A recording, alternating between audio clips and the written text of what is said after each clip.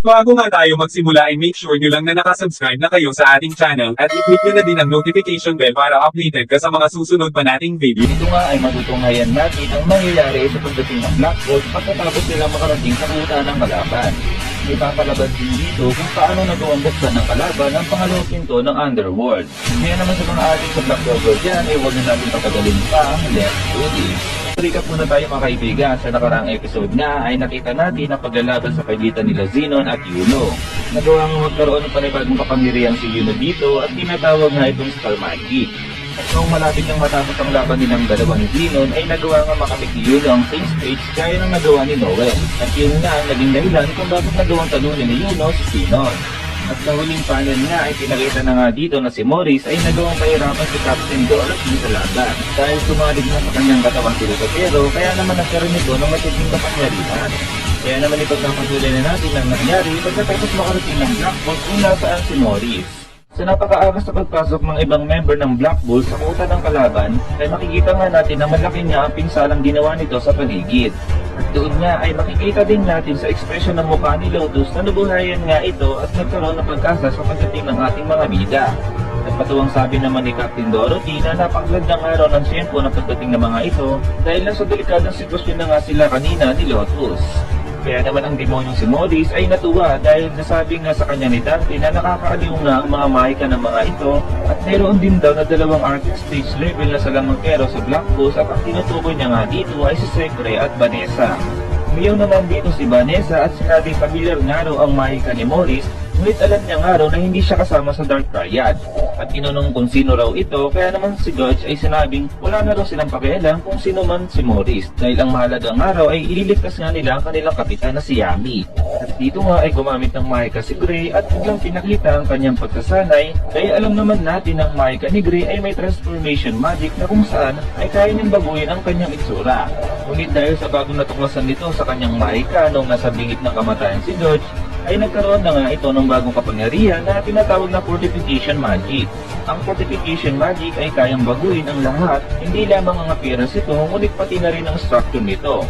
Kaya nang ginawa niya sa pag-atake ni Morris ay ginawa nitong napakaraming bulaklak ang isang malaking ganamay ni Morris. Kaya naman si Morris ay sobrang namangha sa ginawa ni Gray, ngunit sinabi nito na kaya raw ba niyang sanggahin ang lahat ng galamay na papasagot sa kanila.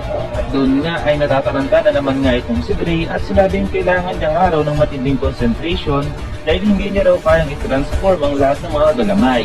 Kaya naman si Gudge ay umiyaw na tumahimik na raw itong si Gray at tanging gawin niya lamang ay tumingin sa mga mata niya. At biglang ang ginamit ni Gudge ang kanyang mirror magic upang si Gray ay maging madami. Kaya naman sa ginawang kombinasyon attack nila Gudge at Gray ay nagawa nilang pigilan at gawing bulaklak ang mga galamay ni Morris. Ngunit itong si Morris ay tinawanan lamang sila at sinabing dahil pinili raw siya ng pinakamalakas na demonyo at ang tinutukoy niya nga dito ay si Lucifero ay titignan niya nga raw kung ano ang magagawa ng mahika nito. Kaya naman, ginamit na nga ni Morris ang signature magic ni Dante na pesa sa Demon King. At makikita natin na ang paligid ay bumigas dahil sa matinding gravity na pinakawalan ni Morris. Dito nga ay sinabi ni Morris na hindi nga kayang palitan ng properties ng isang gravity kaya gagamitin niya nga raw ito upang wasakin ng Black Balls.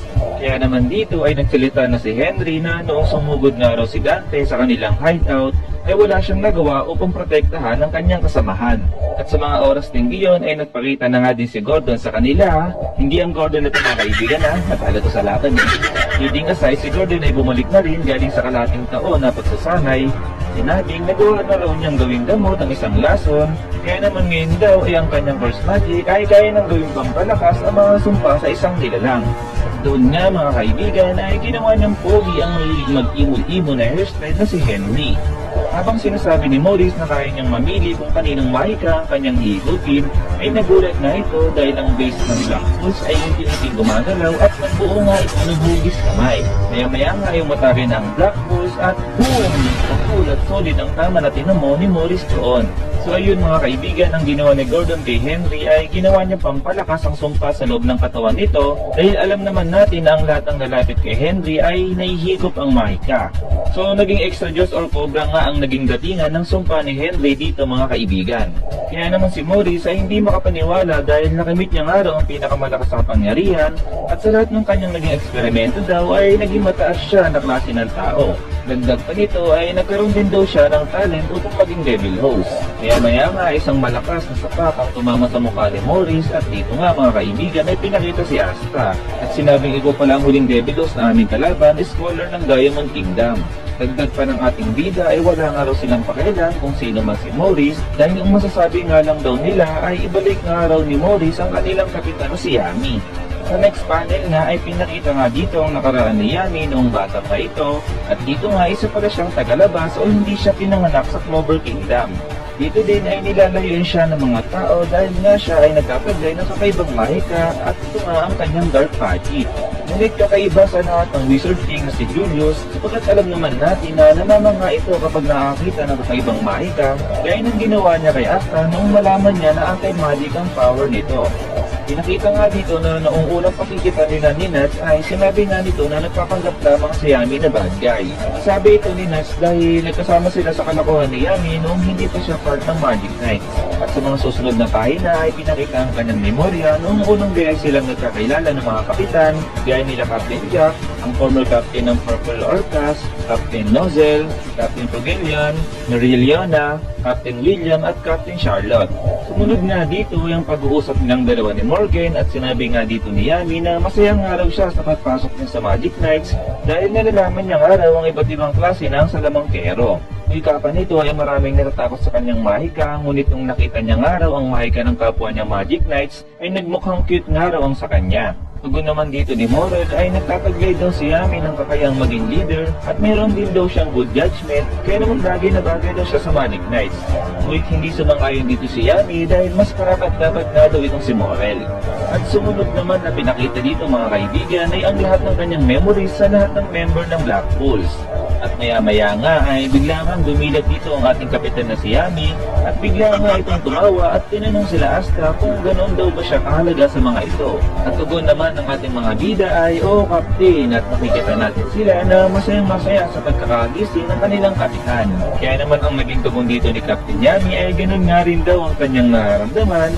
Shit ang drama nila dito mga kaibigan, kaya ang naging tugon dito ni Grudge ay masasabi nga raw niya na grupo nga daw ng Lunatics ang Black Bulls. Sa kabilang banda naman habang nagaganap ang reunion ng Black Bulls ay pinakita naman dito na si Meriliona ay patuloy pa rin ang pakikipaglaban sa Asian Demon.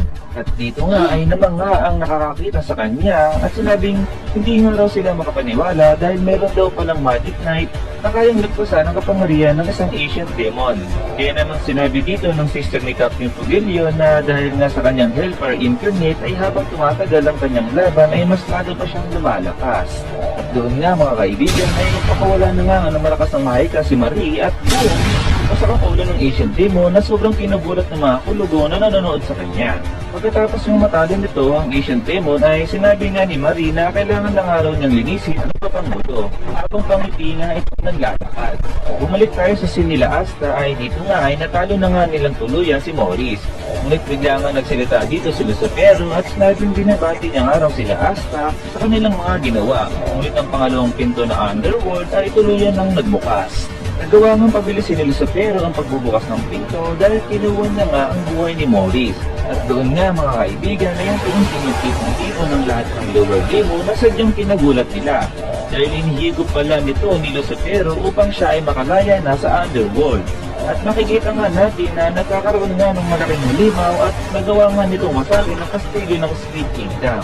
Maya-maya nga ay napahiga na lamang nasa paligid ni Lucifero sapagkat ginamit na nga nito ang kanyang mahika na Presence of the Demon King.